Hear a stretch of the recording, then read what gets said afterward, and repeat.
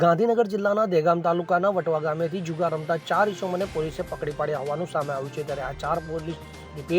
ત્યારે આ 4 ઈસમો પાસેથી પોલીસે ₹26,890 દાવ ઉપર લગાવેલા 4,240 એમ કરીને કુલ 31,130નો મુદ્દા માલ પકડીને કાયદેસરની કાર્યવાહી હાથ ધરી છે.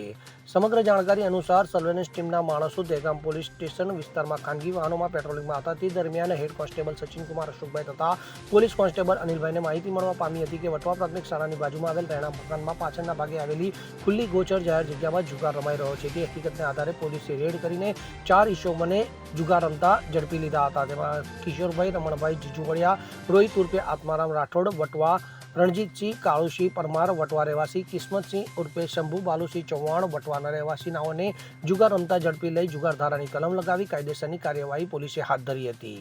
અગરસિંહ ચૌહાણ સાથે CN24 ન્યૂઝ, હરસોલી, દહેગામ. હવે જુઓ દેશ દુનિયાની તમામ ખબરો તમારી આંગળીના ટેરવે. ઉઠાવો મોબાઈલ અને Google Play Store પરથી ડાઉનલોડ કરો અમારી CN24 ન્યૂઝ મોબાઈલ એપ.